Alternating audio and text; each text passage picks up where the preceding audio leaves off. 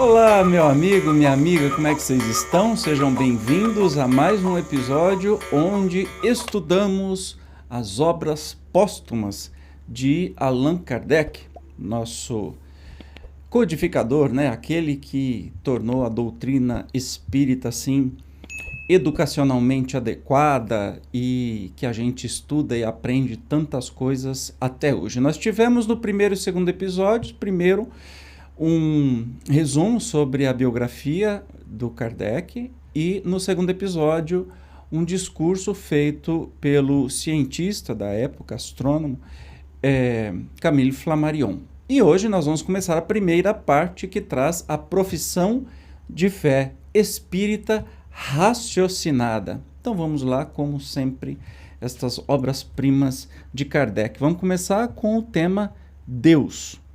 Então, na primeira aqui.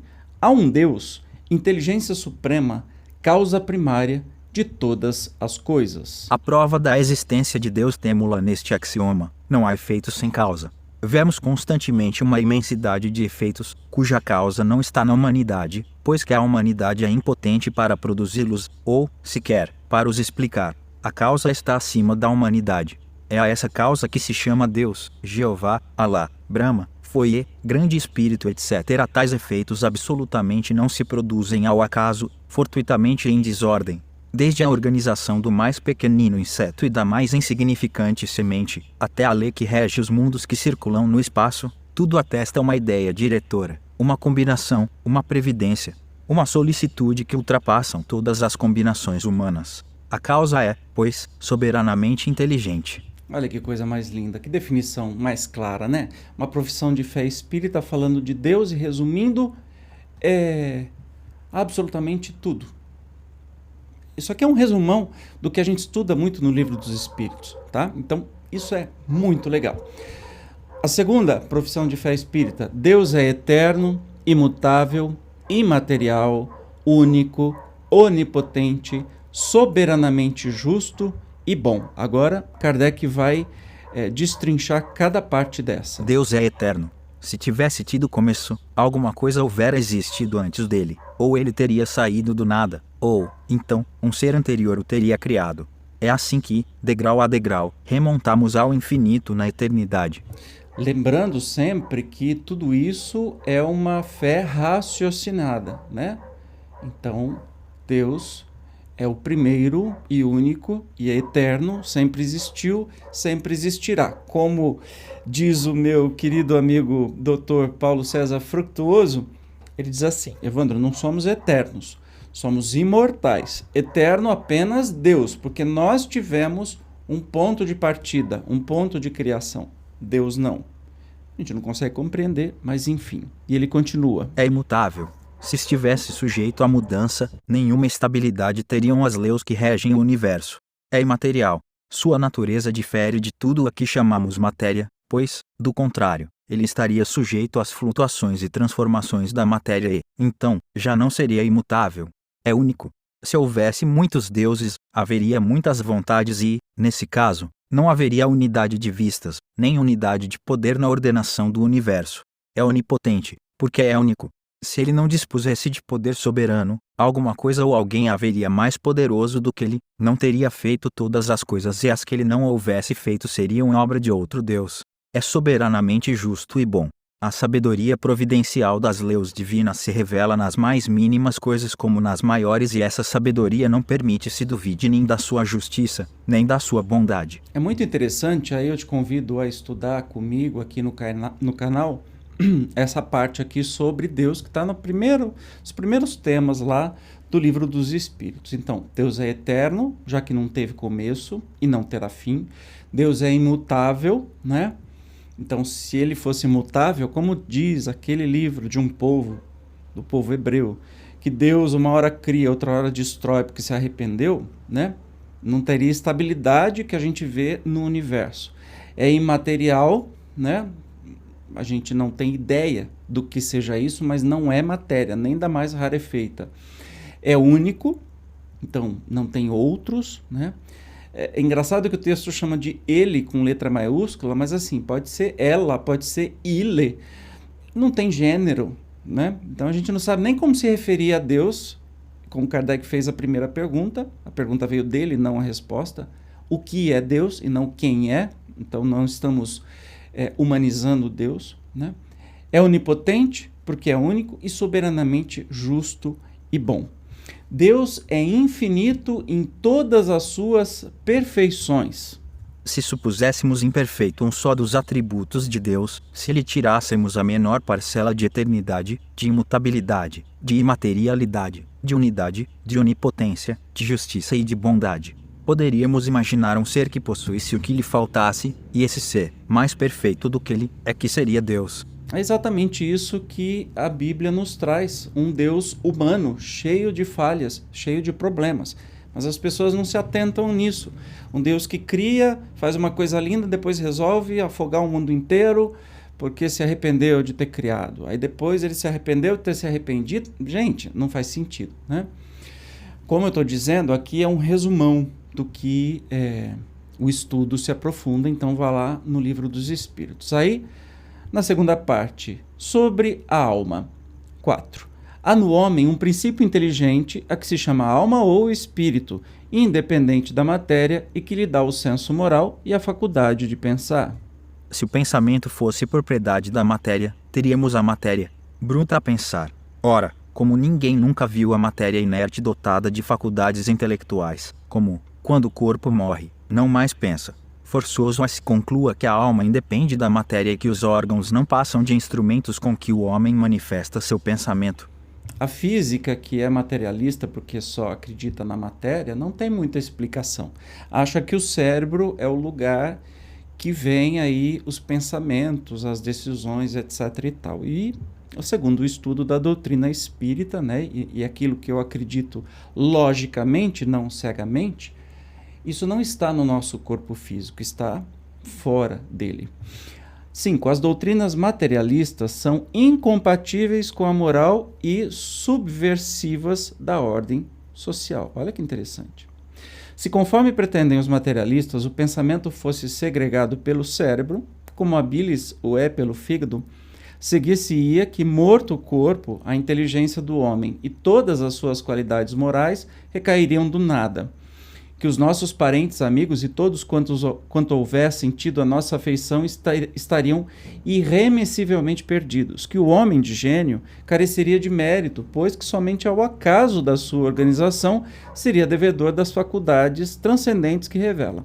Que entre o imbecil e o sábio apenas haveria diferença de mais ou menos substância cerebral. Aí a gente começa a entender que, se fosse isso mesmo,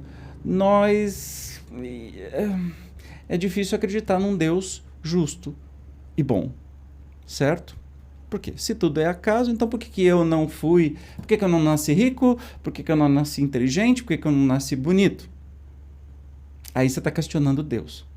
Mas se você pensa que essa alma existe, esse espírito existe, tudo começa a fazer um pouco mais de sentido. As consequências dessa doutrina seriam que, nada podendo esperar para depois desta vida, nenhum interesse teria o homem em fazer o bem, que muito natural seria procurar-se ele a maior soma possível de gozos, mesmo à custa dos outros. Que o sentimento mais racional seria o egoísmo, que aquele que fosse persistentemente desgraçado na terra, nada de melhor teria a fazer do que se matar, porquanto, destinado a mergulhar no nada, isso não lhe seria nem pior, nem melhor, ao passo que de tal forma abreviaria seus sofrimentos. A doutrina materialista é, pois, a sanção do egoísmo, origem de todos os vícios, a negação da caridade, origem de todas as virtudes e base da ordem social, e seria ainda a justificação do suicídio. Olha que interessante. O Espiritismo é radicalmente contra a doutrina materialista. E o Espiritismo auxilia até as religiões, uma vez que traz as evidências de vida após a morte. Portanto, não deveria ser perseguido pelas religiões, e sim estimulado. Entende como está tudo muito doido?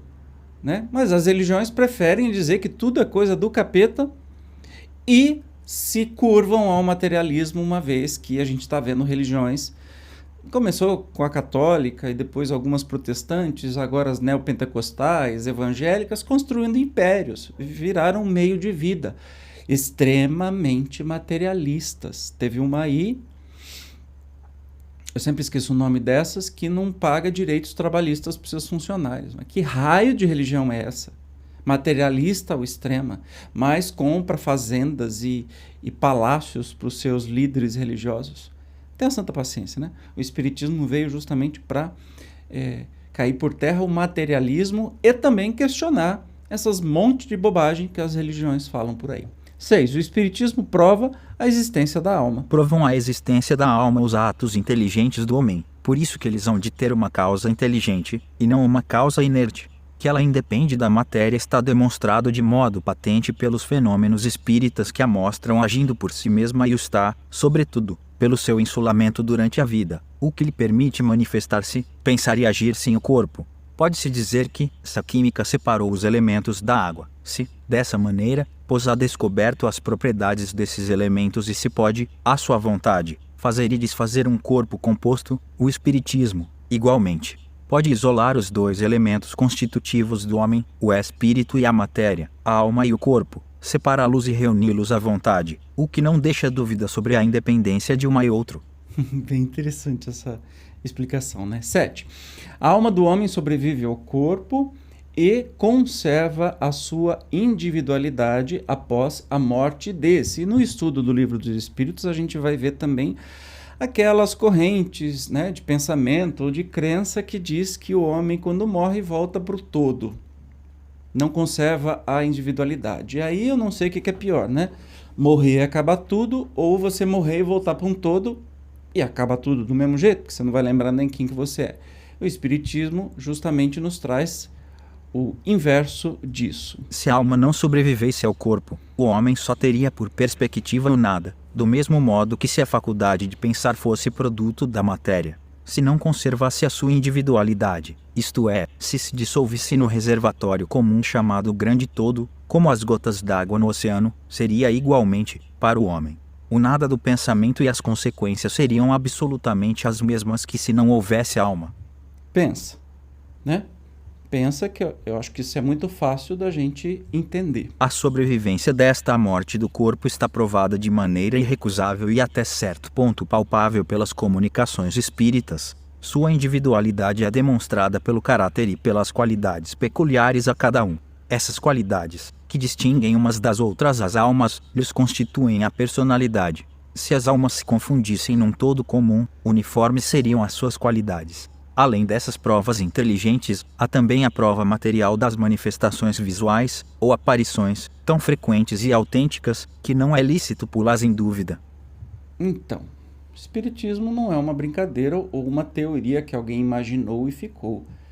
Como é uma ciência de experimentação, isso existe e há materiais comprovando a existência do mundo espiritual, né, aos montes. Só não vê quem não quer. 8.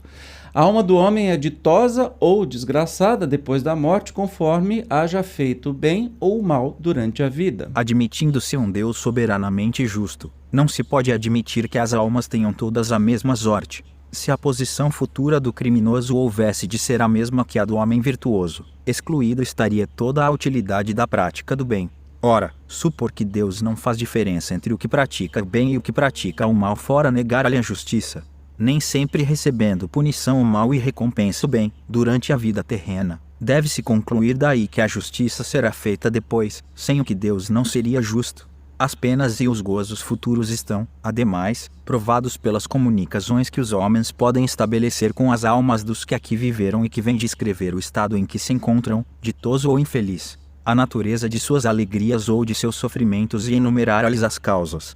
Pois é, causa e efeito, né, que se fala tanto no Espiritismo, e que, na verdade, é uma lei divina. Não poderia ser diferente, senão Deus não seria justo. 9. Deus, alma, sobrevivência e individualidade da alma após a morte do corpo, penas e recompensas futuras, constituem os princípios fundamentais de todas as religiões. O Espiritismo junta as provas morais desses princípios às provas materiais dos fatos e da experimentação e corta-se os sofismas do materialismo. Em presença dos fatos, cessa toda a razão de ser da incredulidade. É assim que o Espiritismo restitui a fé aos que a tenham perdido e dissipa as dúvidas dos incrédulos. Aí que eu fico me perguntando por que as religiões atacam o Espiritismo, sendo que justamente o Espiritismo vem aí reforçar o que as religiões falam. Ataca as besteiras, as coisas míticas, né? As coisas que não são lógicas, mas não a existência de Deus ou a existência do Espírito.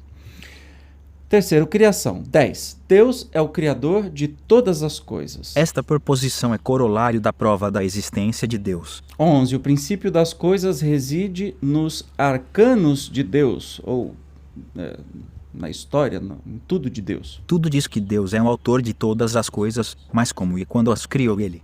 A matéria existe, como Ele, de toda a eternidade. Ignoramo-lo. Acerca de tudo o que ele não julgou conveniente revelar-nos, apenas se podem erguer sistemas mais ou menos prováveis. Dos efeitos que observamos, podemos remontar a algumas causas. Há, porém, um limite que não nos é possível transpor. Querer ir além é, simultaneamente, perder tempo e cair em erro. Olha que interessante, como toda ciência tem ideia de até onde pode ir, né? As pessoas falam assim, mas o Espiritismo tem algumas coisas que não responde. Opa, e a nossa ciência? Todas as doenças têm cura? Todas as coisas já foram descobertas? Será que isso não vai acontecendo com o nosso avanço moral? Por que com o Espiritismo tinha que ser tudo mágico? Olha, tem a resposta para todas as coisas. Você acha mesmo que isso vai acontecer? Não, né, gente? Conforme a gente vai evoluindo, até mesmo para a gente compreender. Hoje, eu acho que nós não temos condições intelectuais de compreender o que seja Deus. Como é que ele não teve começo? Entende como a gente não tem nem vocabulário para tratar disso? Então, a gente nos vai sendo revelado as coisas que a gente consegue capturar. Assim como Jesus não podia falar tudo quando ele esteve aqui. Os homens já não entenderam nem quando ele falava por parábolas. Imagine se fosse falar as coisas que a gente sabe hoje. Ia dar piripaque. 12. O homem tem por guia, na pesquisa do desconhecido, os atributos de Deus. Para a investigação dos mistérios que nos é permitido sondar por meio do raciocínio, há um critério certo, um guia infalível: os atributos de Deus. Desde que se admite que Deus é eterno, imutável, bom, que é infinito nas suas perfeições, toda doutrina ou teoria, científica ou religiosa, que tenda a lhe tirar qualquer parcela de um só dos seus atributos, será necessariamente falsa, pois que tende à negação da divindade mesma. Entende? A gente não pode igualar ou tirar os seus atributos, né, de Deus, porque senão a gente acaba derrubando por terra as coisas, as teorias.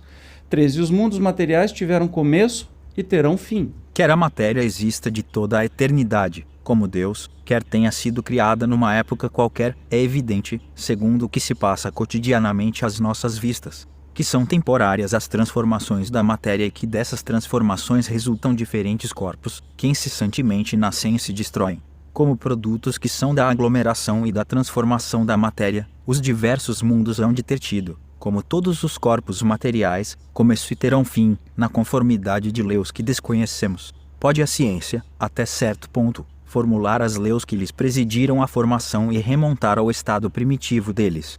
Toda teoria filosófica em contradição com os fatos que a ciência comprova é necessariamente falsa, a menos que prove estar em erro a ciência. Olha que interessante. Então, tudo que desafia a ciência é falso, a não ser que prove que a ciência está errada.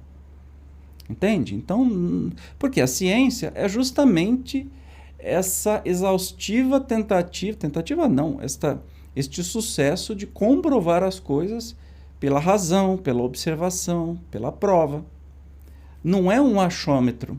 Como é que as pessoas têm coragem de hoje dizer que eu não confio nessa vacina porque foi desenvolvida tão rapidamente? Ora, você tomou vacina a vida inteira, talvez você esteja vivo por causa de vacina, senão você teria uma poliomielite, ou algum sarampo que já teve morrido.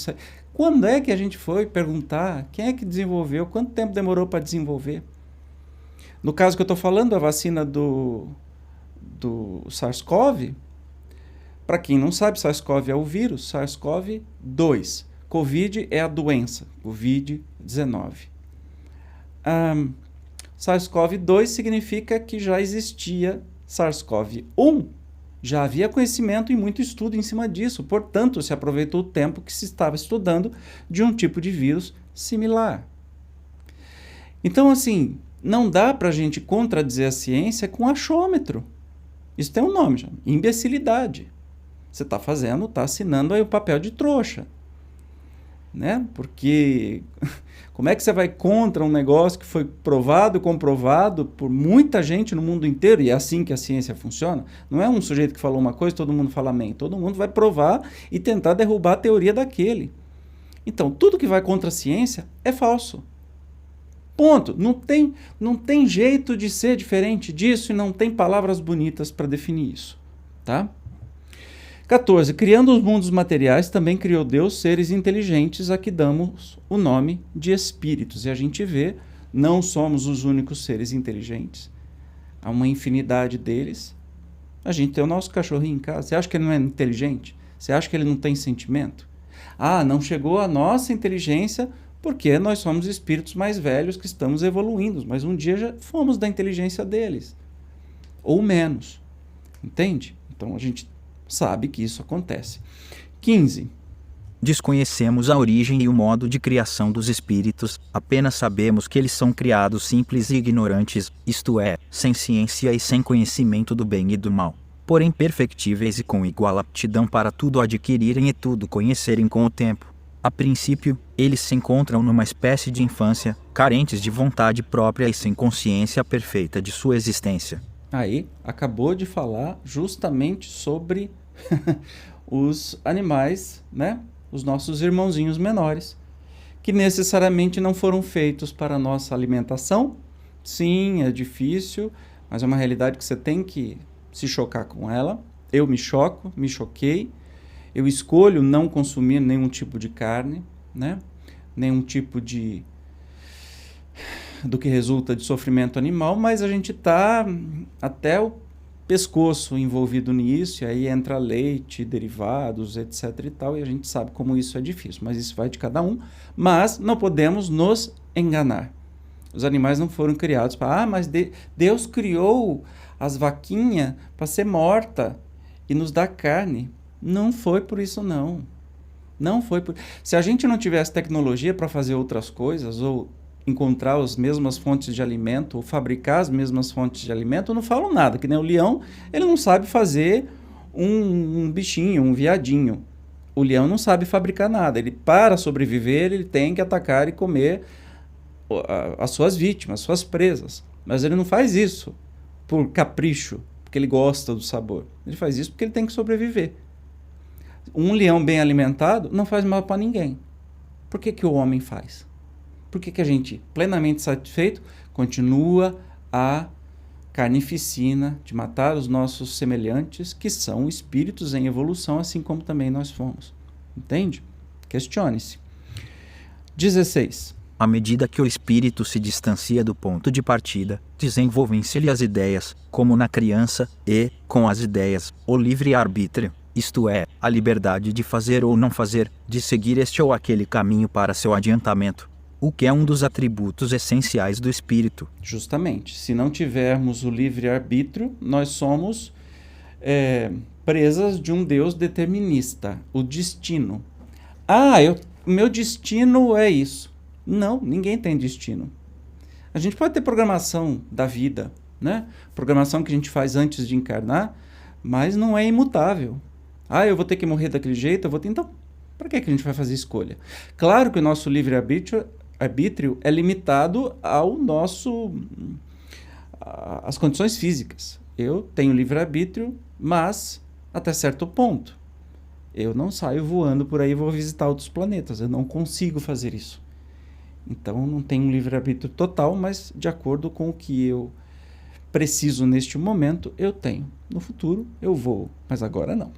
17. O objetivo final de todos os espíritos consiste em alcançar a perfeição de que é suscetível a criatura.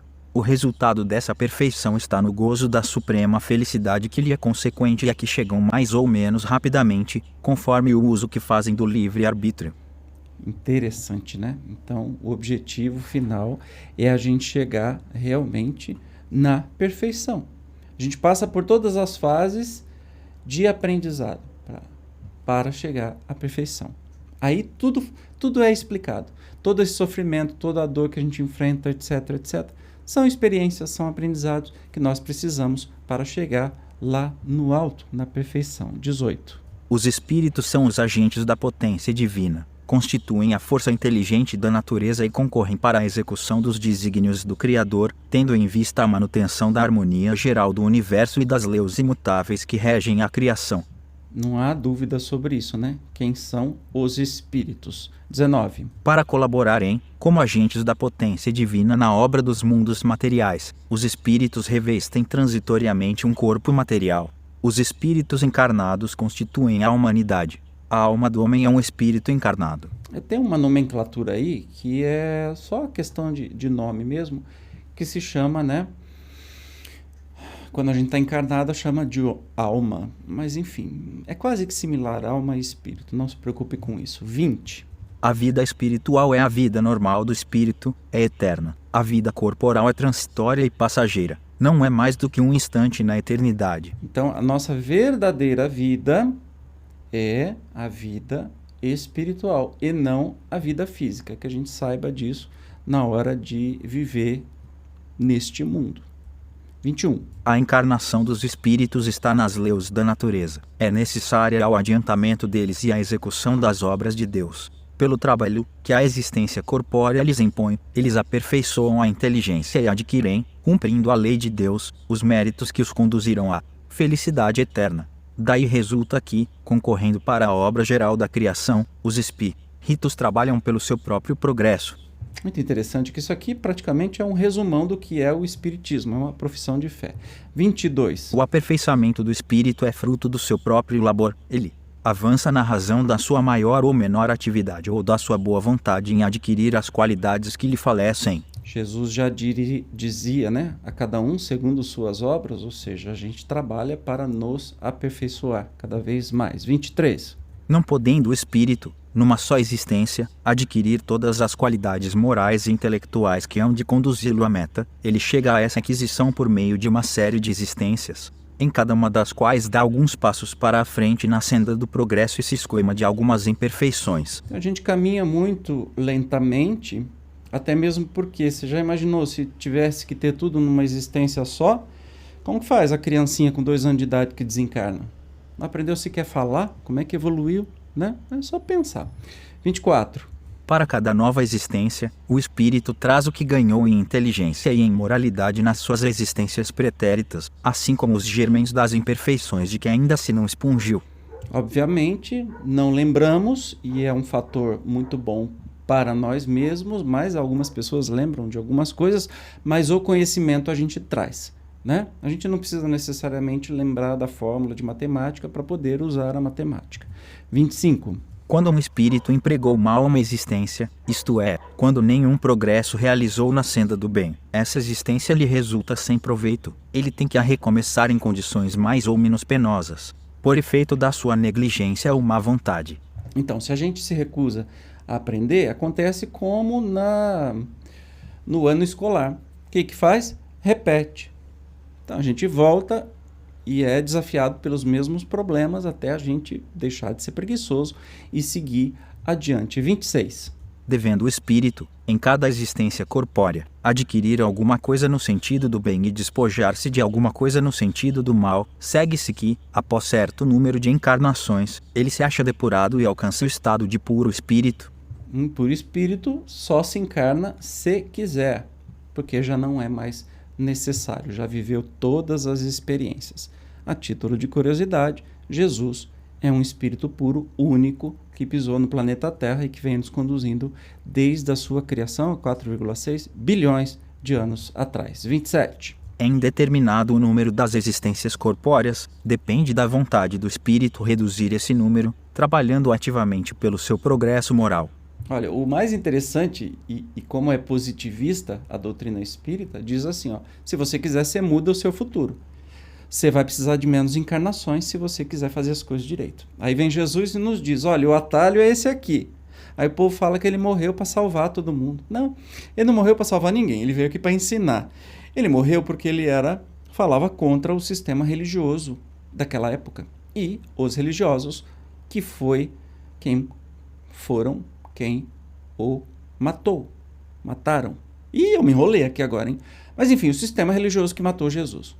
Não é para salvar ninguém. Ele veio ensinar. Infelizmente, aqueles que repetem o nome dele e ficam repetindo os ensinamentos, não agem e não colocam em prática esses ensinamentos. Então, estão teimando? Estão teimando. O dia deles vai chegar? Vai chegar. Vão aprender? Vão aprender. Como todos nós vamos aprender. Estamos aprendendo sempre. 28. No intervalo das existências corpóreas, o espírito errante vive a vida espiritual. A erraticidade carece de duração determinada. Olha só, erraticidade não significa que o espírito está errando, tá? Significa que nós estamos na nossa verdadeira vida. Ou intermissão, chama também, que é o espaço entre duas encarnações. E essa erraticidade, enquanto a gente encarna, não é eterno, não é para sempre. Ela tem tempo determinado, depende de cada espírito. 29.